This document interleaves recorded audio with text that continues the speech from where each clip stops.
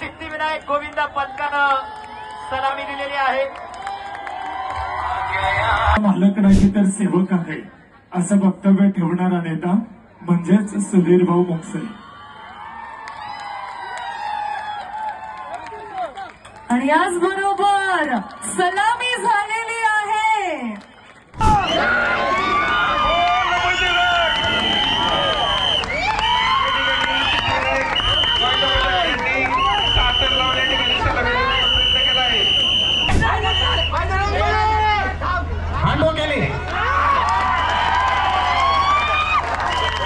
गणपती बाप्पा मंगलमूर्ती अतिशय उत्कृष्ट असं सिद्धिविनायक क्रेन खाली घ्या, क्रेन खाली घ्या, क्रेनवाले क्रेन खाली घ्या।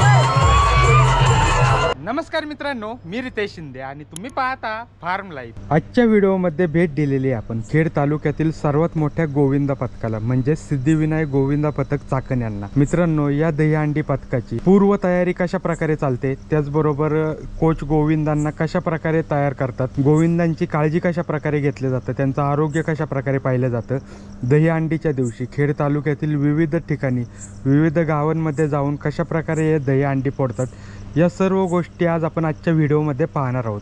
तर व्हिडिओ शेवटपर्यंत पहा। आणि जर तुम्ही आपल्या चॅनलवर नवीन असाल आणि तुम्हाला हा व्हिडिओ आवडला असेल तर प्लीज आपल्या चॅनल नक्की सबस्क्राईब करा। व्हिडिओ आवडला तर व्हिडिओ लाईकही करा। धन्यवाद, आभारी आहोत। बोल बजरंग बली की जय, बोल बजरंग बली की जय, श्री कृष्ण कन्हैया लाल की जय जय श्रीराम, जय श्रीराम। मित्रांनो, आपल्या सोबत सिद्धिविनायक गोविंदा पथकाचं संचालक मंडळ आहे। बऱ्यापैकी मुलं आलेली नाहीये, तर आपण भाऊंनाच प्रश्न विचारणार आहोत। भाऊ, आपल्या दहीहंडी मंडळाची सुरुवात कशी झाली? आता दहीहंडीचं जर म्हणायचं झालं तर पहिले तर आहे ना, ज्यावेळेस छोट्या स्वरूपात मंडळ होतं त्यावेळेस सगळ्यात पहिले गणपतीची स्थापना झाली। ती कधी झाली आपली स्थापना?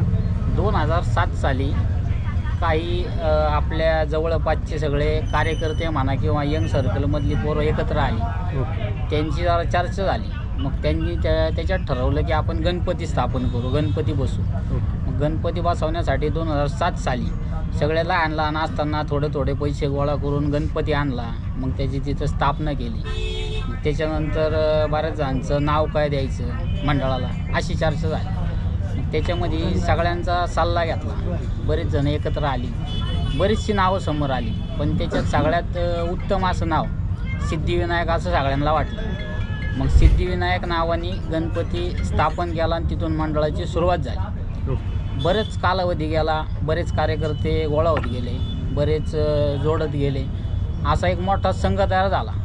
त्याच्यामध्ये लहान थोर आणि यंग म्हणजे तरुण वर्ग मोठ्या प्रमाणात एकत्र आला आणि सगळ्यांचं म्हणणं मग असं आलं की आता बरीचसे आपल्याकडं कार्यकर्ते आणि हे झालेले आहेत, तर आपण काय करू, दहीहंडी चालू करू। मग 2017 साली खऱ्या अर्थाने त्याच्यामध्ये शुभम भाऊ गोरे असतील किंवा त्यांचे सगळे सहकारी त्यांनी थोडासा पुढाकार घेतला आणि तिथून मग दहीहंडी चालू करण्याचा निर्णय झाला। सगळे बाळगोपाळ एकत्र आले, बरेचसे मोठ्यांनी त्यांना सहकार्य केलं, त्यांना बऱ्याचशा अडचणी बी आल्या त्यावेळेस, परंतु सगळ्या अडचणींना तोंड देऊन त्यांनी ते मंडळ बनवायचं ठरवलं। आणि सगळ्यात पहिले 2017 साली एक सगळे मिळून एक 4 थरापर्यंतची प्रॅक्टिस करून बरेच वेळा प्रयत्न केले, पडले, जडले, लागलं, बऱ्याचशा गोष्टी झाल्या, पण त्यावेळेस त्यांनी एक 4 ते 5 थर लावले आणि यशस्वीरित्या या ठिकाणी दहीहंडी पथकाची स्थापना केली। भाऊ, ज्यावेळेस तुम्ही मंडळाची बांधणी करत होते त्यावेळेस तुम्हाला अडचणी काय काय आल्या? मंडळाची बांधणी करत असताना बऱ्याचशा अडचणी आल्या। सगळ्यात पहिले म्हणजे कोणतं बी मंडळ स्थापन करायचं झालं तर सगळ्यात पहिले आर्थिक अडचण समोर उभी राहते, ती पूर्ण करणं सगळ्यात महत्त्वाचं असतं। त्याच्यानंतर जागेपासून सुरुवात होती, पुढं कशा प्रकारे आपल्याला सादरीकरण करायचं आहे मंडळाचं, कशा प्रकारे देखावा करायचा आहे, काय करायचं आहे, ते गणपतीचा असो किंवा दहीहंडीचा असो, दोन्ही बी त्याच्यात ठरवलं जातं। म्हणजे दहीहंडी जरी असेल तर आपल्याला सगळ्या गोष्टींची त्या ठिकाणी तयारी करावी लागते। म्हणजे जेवढी मुलं आहेत त्यांना जाण्या येण्यासाठी गाडीची आवश्यकता आहे, जर बाहेरून काही जण येणार असतील तर त्यांना घेऊन यावं लागतं आहे, त्यांच्या जेवणाची व्यवस्था आहे, या सगळ्या गोष्टी बघाव्या लागतात। त्याच्यामुळं त्या सगळ्यात मोठ्या अडचणी समोर होत्या.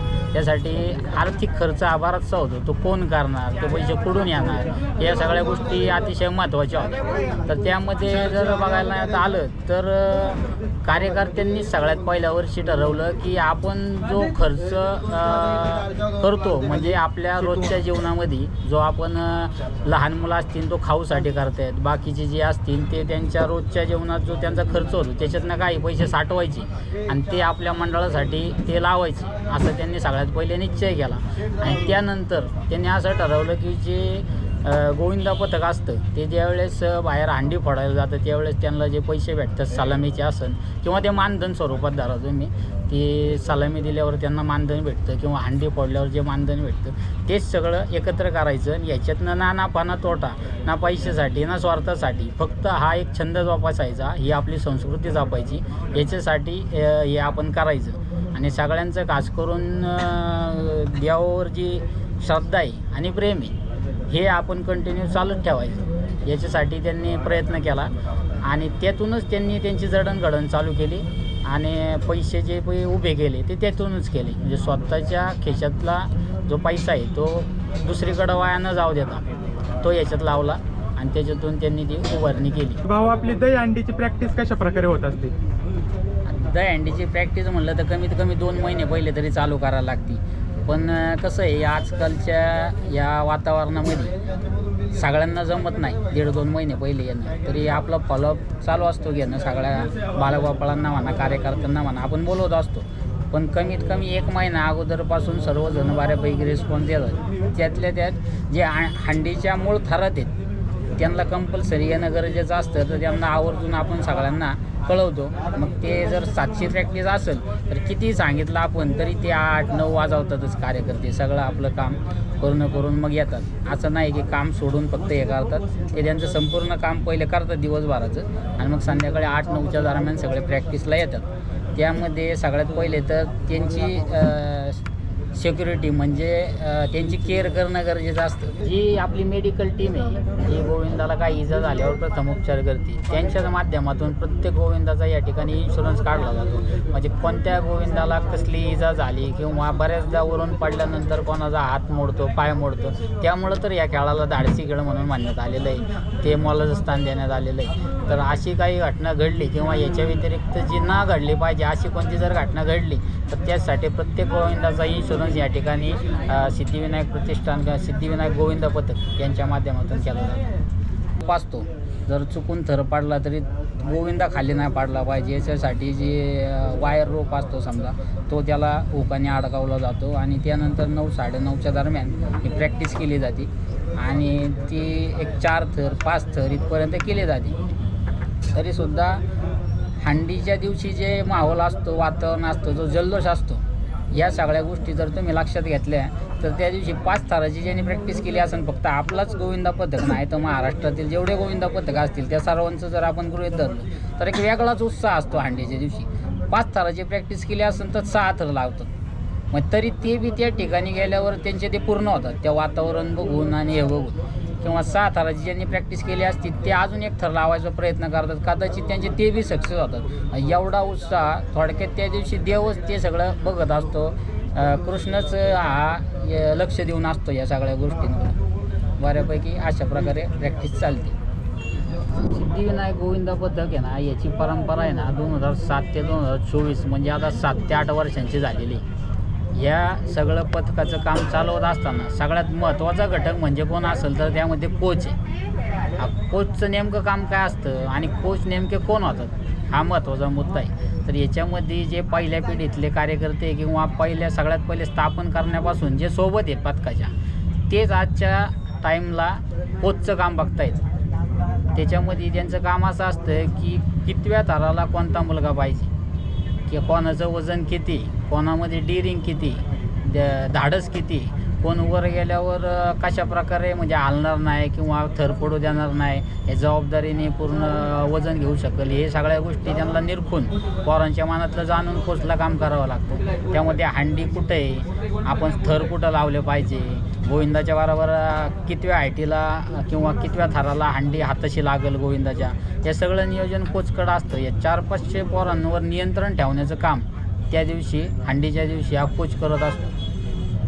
त्याचप्रमाणे दुसरा घटक जर पाहिला तर अतिशय महत्त्वाचा म्हणजे पथक हे ओळखणार कसं, तर कोणत्या पथकातला कोणता गोविंदा हे कसं ओळखणार, ते टी शर्टच्या माध्यमातून ओळखलं जातं. खऱ्या अर्थाने बघितलं गेलं तर दहीहंडी हा एक सांस्कृतिक घटक आहे, म्हणजे संस्कृती आहे आपल्या भारताची, आणि ते जपण्याचं काम हे सर्व गोविंदा पथक करतात. यामध्ये राजकीय क्षेत्रातले असतील, सामाजिक क्षेत्रातले असतील, बरेचसे पुढारी असतील, नेते असतील, सामाजिक कार्यकर्ते असतील, हे सगळे मदत करायला उत्साहाने मदत करत असतात. म्हणजे कोणी त्यामध्ये टी शर्ट देतं गोविंदांना, कोणी ते शॉर्ट्स घालायला लागतात त्या शॉर्ट्स देतं, कोणी जाण्या येण्यासाठी सोय म्हणून गाड्या देतं. अशा प्रकारे मदत करत असतं जो तो. आणि हे संस्कृती जपण्याचं काम आहे. हे हिंदू धर्माचं खूप मोठं फेस्टिवल म्हणा किंवा एक उत्सव आहे. तर यामध्ये सर्वजण अतिशय उत्साहाने कार्यरत असतात आणि स्वयंस्फूर्तीने या ठिकाणी मदत करतात. या सगळ्या प्रकारे गोविंदा पथकाचं काम चालू असतं. मागील काही वर्षांपासून सरकारने गोविंदा पथकाला अतिशय मोलाचं असं स्थान दिलं आहे. त्यामध्ये धाडसी खेळांमध्ये या गोविंदा पथकांचा समावेश करण्यात आलेला आहे. अतिशय चांगलं असं काम सरकारने केलं आहे. याबद्दल मी एक सिद्धिविनायक गोविंदा पथकाकडून सरकारचा आभार मानतो. त्यानंतर मुंबईसारख्या एवढ्या मोठ्या शहरांमध्ये प्रो गोविंदा ही जी संकल्पना सरकारने राबवली ही अतिशय उत्तम अशी संकल्पना आहे. यामध्ये या धाडसी खेळ खेळणाऱ्या किंवा गोविंदांच्या मनामध्ये अतिशय उत्साह भरला आहे आणि जास्तीत जास्त या ठिकाणी गोविंदा पथक निर्माण होत आहेत या संकल्पनेने.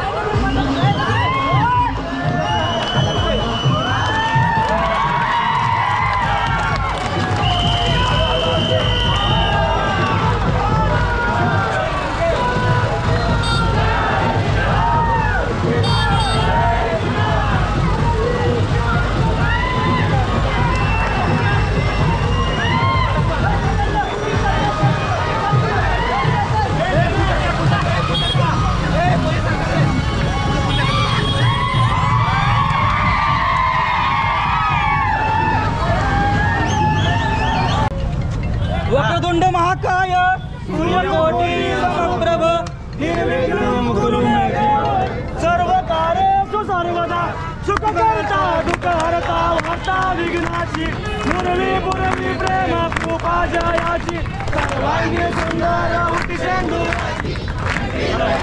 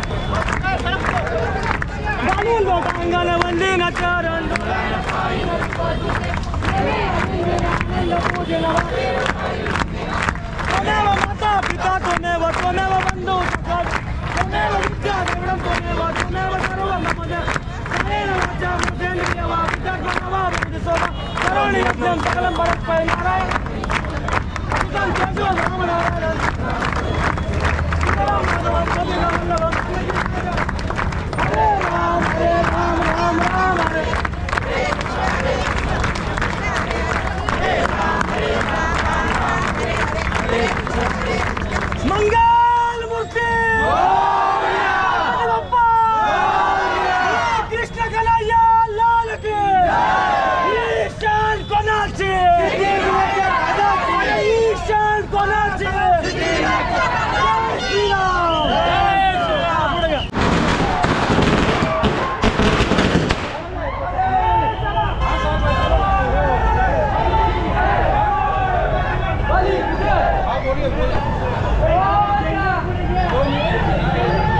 गणपती बाप्पा जय श्रीराम जय श्रीराम गणपती जय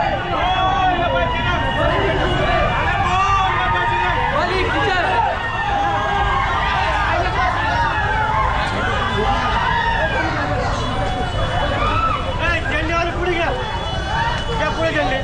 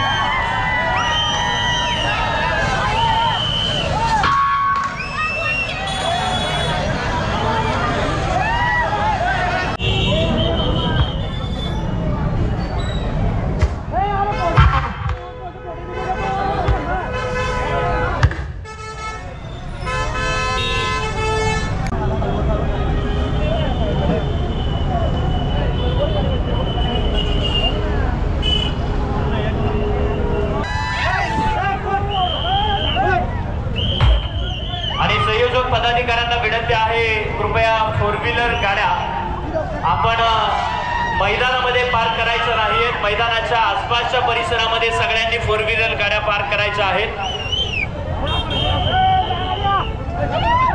आणि सगळ्या गोविंदांना विनंती करतो कृपया आपण उजव्या बाजूला सगळ्यांनी थोडं थांबावं। आता आपण ऑर्केस्ट्राच्या कार्यक्रमाला सुरुवात करणार आहोत। लावणी सम्राटी नृत्यांगना संध्या पाटील प्रस्तुत ऑर्केस्ट्राचा कार्यक्रम अगदी काही क्षणात या ठिकाणी आता सुरू होतो आहे। अश्वमेघ फाउंडेशनच्या सगळ्या कार्यकर्त्यांचा आणि अक्षयदादा जाधव मित्र परिवाराचं या ठिकाणी साहेबांचा या ठिकाणी सन्मान मंचावरती संपन्न होतोय। अक्षयदादांचे बंधू सन्माननीय प्रसन्नजी जराड साहेबांचा या ठिकाणी सन्मान संपन्न होतोय। शेखर नाना पिंगळे आपल्याला विनंती करतो आपण नंतरचा सन्मान देण्यासाठी समोर यावं। सह पोलीस आयुक्त चाकण आदरणीय राजेंद्रजी गौड साहेब मोरमाने साहेबांचा या ठिकाणी सन्मान संपन्न होतोय। कर्तव्यदक्ष पोलीस अधिकाऱ्यांचा सन्मान या ठिकाणी संपन्न होतोय। सिद्धिविनायक गोविंदा पथकानं सलामी दिलेली आहे।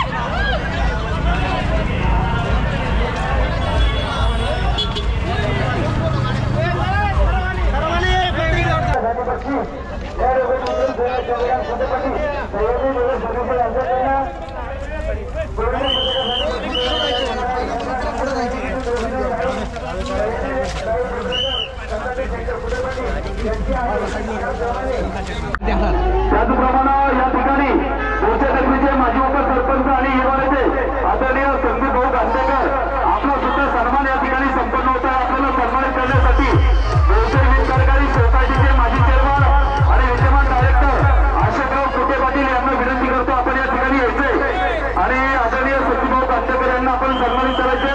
त्याचप्रमाणे या ठिकाणी आदरणीय संपतरावजी गारगटे सरांना सुद्धा या ठिकाणी सन्मानित करण्यात येत आहे।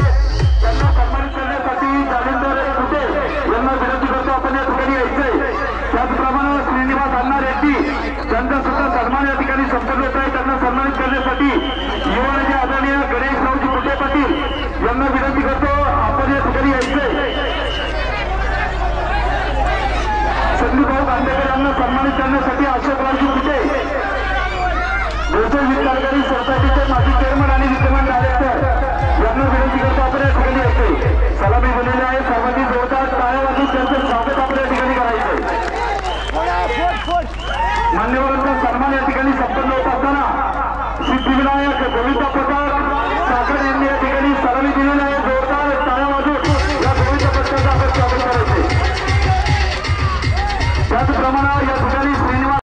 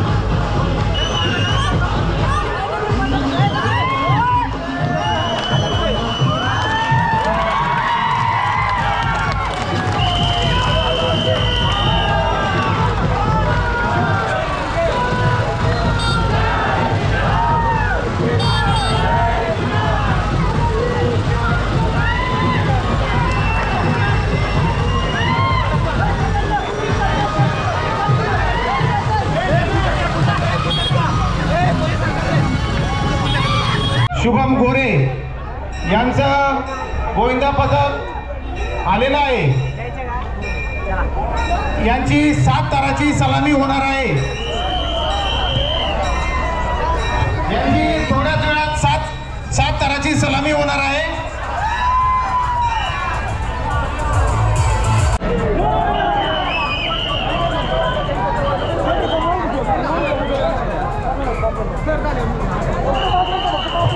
अतिशय सुंदर टाळ्यांच्या गजरात त्यांचं सर्वांनी स्वागत करायचंय. अतिशय सुंदर सिद्धिविनायक गोविंद पथक चाकण शुभम गोरे यांच्या वतीने 7 थराची सलामी देण्यात येत आहे. टाळ्यांच्या गजरात सगळ्यांनी त्यांचं स्वागत करायचंय. अतिशय सुंदर असं जय बजरंग तरुण मित्र मंडळाच्या वतीने या वर्षी सुद्धा मोठ्या थाटामाटात दहीहंडी उत्सव साजरा होत आहे. या उत्सवाचे मानकरी सिद्धिविनायक गोविंद पथक चाकण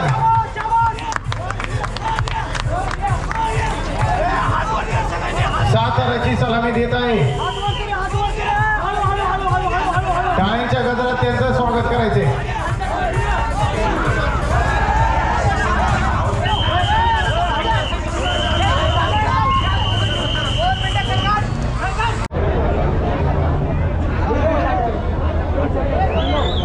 हे झेंडे मागे गेले जरा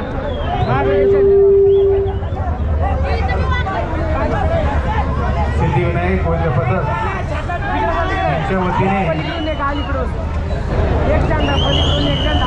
दहीहंडी फोडण्यात येत आहे. हे झेंडे मागे गेले जरा अतिशय उत्कृष्ट असा प्रयत्न चालू आहे. सिद्धिविनायक गोविंद पथक यांच्या वतीने सुंदर दहीहंडी फोडण्यात येत आहे. त्यांचं स्वागत करायचंय. अतिशय उत्कृष्ट असा प्रयत्न चालू आहे. क्रेनवाले वरती उचलू नका.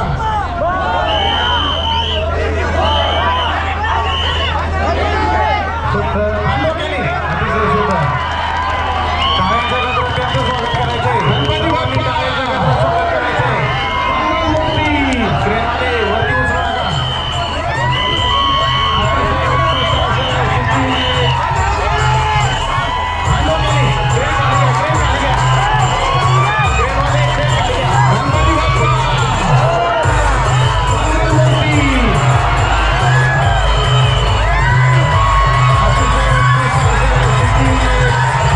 वरती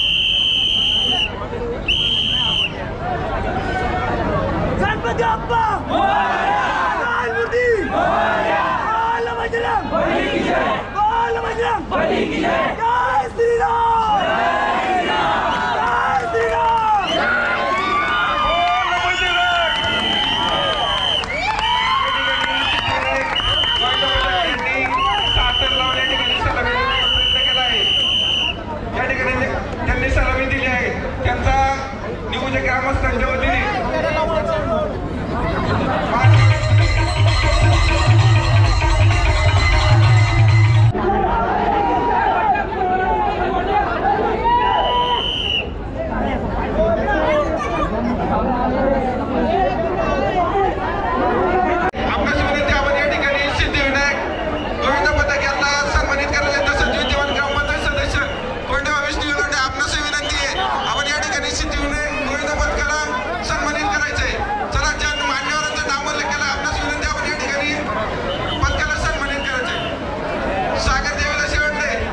नका.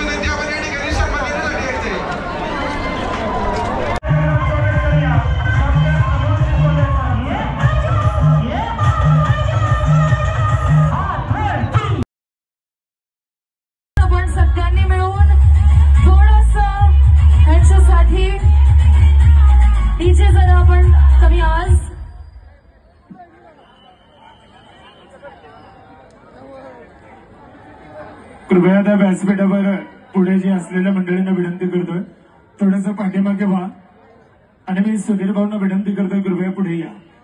मी आदरणीय आजच्या कार्यक्रमाचे मुख्य आयोजक बीड जनतेचा मालक नाही तर सेवक आहे असं वक्तव्य ठेवणारा नेता म्हणजेच सुधीर भाऊ मोक्से. आणि याचबरोबर सलामी झालेली आहे. टाळ्यांचा स्वागत करूया. DJ music. 5 थरावर सलामी झाली आहे.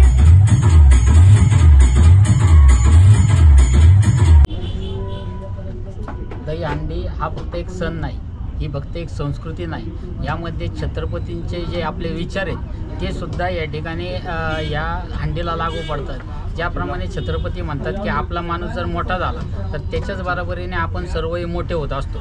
त्याच विचारांचा वारसा घेऊन या ठिकाणी दहीहंडीचा उत्सव साजरा केला जातो, ज्यामध्ये अतिशय प्रामाणिकपणे हे सर्व गोविंदा आपल्या सहकार्याला वर जाण्यासाठी अतिशय प्रामाणिकपणे मदत करतात.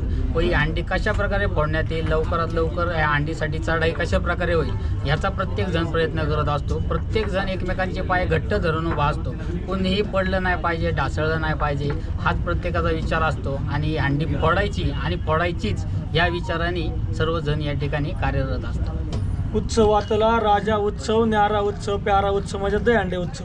सिद्धिविनायक पथकामध्ये मी एक गोविंद आहे. सगळ्या गोविंदांसारखाच एक गोविंद आहे. त्याचा मला खूप अभिमान आहे. वारीतल्या वारकऱ्याची जशी भावना असते की हा सुख सोहळा स्वर्गी नाही, तशीच महाराष्ट्रातल्या प्रत्येक गोविंदाची हीच भावना असेल की हा सुख सोहळा स्वर्गी नाही. म्हणजेच हा जो आनंद आहे हा आनंद स्वर्गामध्ये मध्ये सुद्धा भेटणार नाही. आणि तीच भावना प्रत्येकाची 100% गोविंदाच्या मनामध्ये असणार. हा आनंद उत्सव साजरा करत असताना आहे ना, थरावर थर ज्यावेळेस चढत असतात त्यावेळेस प्रत्येक गोविंदाच्या खांद्यावर जो भार येतो, त्यामुळं गोविंदा हा थरात असताना जेवढा त्रस्त होतो तेवढाच हंडी फोडल्यानंतर जो आनंद असतो त्यामध्ये हा सर्व ताणतणाव दूर होऊन जातो आणि एकदम आनंदी होऊन गोविंदा त्या ठिकाणी नाचत असतो. हाच या सोहळ्याचा सगळ्यात अनमोल असा भाग आहे असं मला वाटतं.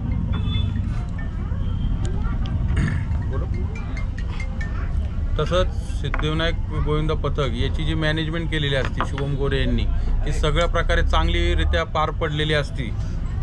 म्हणूनच हा सण चांगल्या पद्धतीने पार पडला जातो. जो एक थर चढत असताना जो एक आनंद व्यक्त होतो, म्हणजे आपण थरावर थर चढतो ज्यावेळेस जे वेदना होतात, पहिला थर झाला, दुसरा थर, तिसरा थर, जसं वरती गोविंद चढतो तसं हंडी फुटत असती, जसा जो जल्लोष येतो तसं सर्वात तो वेगळाच जल्लोष येतो.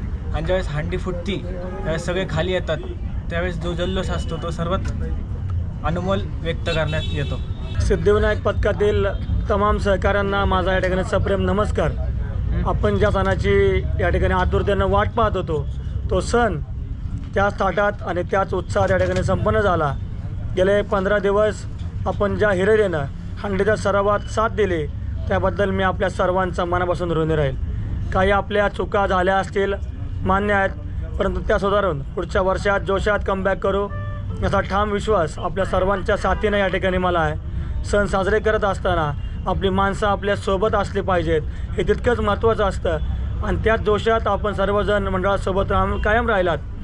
गेले 15 दिवस आपल्या सर्वांच्या सोबतीनं हंडीचा जो सराव आहे तो करताना खूप छान वाटलं. आपली हीच साथ कायम राहील हीच ग्वाही मी मंडळाच्या वतीनं आपल्या सर्वांना देतो. सरावाच्या दरम्यान व हंडीच्या दिवशी गडबडीमध्ये कुणाचं जर मन दुखवलं गेलं असेल तर मी मंडळाच्या वतीनं आणि माझ्या वतीनं मी दिलगिरी व्यक्त करतो. आपण सर्वांनी आपली जबाबदारी एकदम वाखाणण्याजोगी पार पाडलीत आणि दमदार पद्धतीनं या ठिकाणी मंडळाचं नाव आपण गाजवलं. तुमचा अमूल्य वेळ तुम्ही या ठिकाणी मंडळासाठी खर्ची घातला त्याबद्दल मी आपल्या सर्वांचं मनापासून आभार मानतो. आणि आपली ही साथ अशीच कायम स्वरूपात आपण सोबत राहू हीच सिद्धिविनायक चरणी या ठिकाणी मी प्रार्थना करतो. एकी हेच बळ. धन्यवाद. जय हिंद, जय महाराष्ट्र.